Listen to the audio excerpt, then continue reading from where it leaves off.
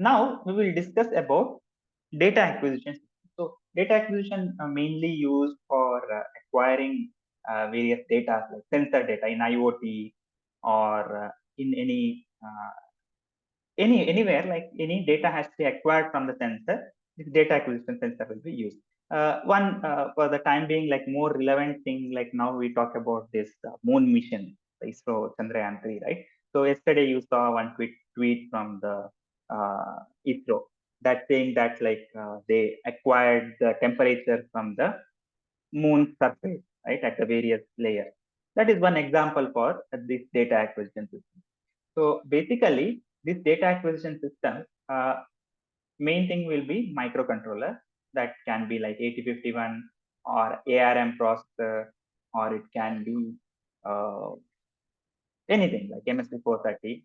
So the sensor, like temperature sensor, for instance, or it can be accelerometer, or it can be pressure sensor. From the sensor, always the data what we get is in analog form. So that analog format, we have to first we have to condition it. It can be like this sensor data can be very small voltage. We have to convert into amplify it, or like we have to match the impedance. We have to remove the noise. So we call it as signal conditioning circuit. Signal conditioning circuit. So after that, we pass into analog to digital converter, because your FPGA or like your microcontroller can understand only digital format. So that digital format you transmit to microcontroller. So here, this digital format, when I say it can be serial. So if it is serial, you use again UART, SPI, I2C, many serial interface. Or it can be parallel interface, 5 to 6 bytes of data you can parallelly get in as the input. So you acquire the data. Now you have to see that data, right? One thing what you can do, like maybe you can store it somewhere and analyze it later. Some in some memory you store it, or you can through some TX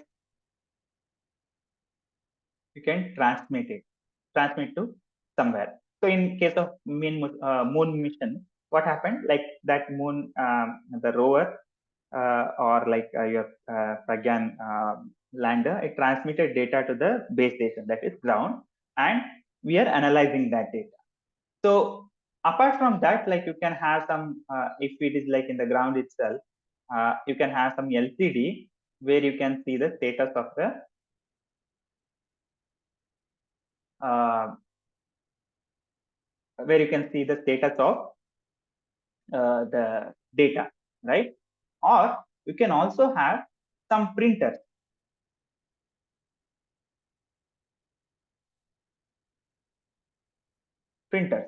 where it also prints the data, right? So also you can have some buzzer, like in case of fire alarm, what happens? So if certain sensor data exceeds some condition, then your buzzer starts buzzing, right? So this is also one way where you can actually mention the output of the data acquisition system.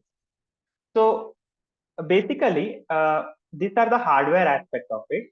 So how to behave, like whenever certain condition occurs, how this has to be communicated, or like how to send this data. This all will be written through your various programming languages like C, embedded C, or like in 8051 we have something like assembly programming,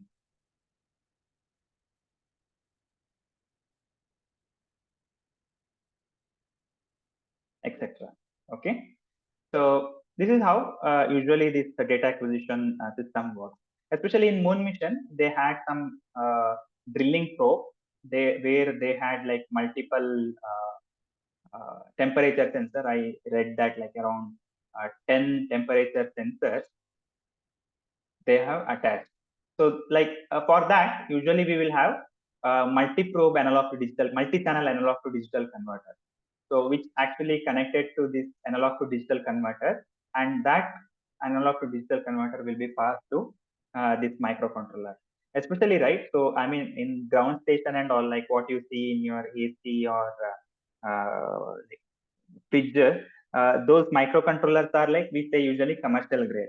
In case of this moon machine and all, we have something like space grade component, which will be like which can operate like even minus 110, minus 200 and all. And whatever the program you write in the ground, right, so that will be erased in space, basically because of the lot of radiation and all.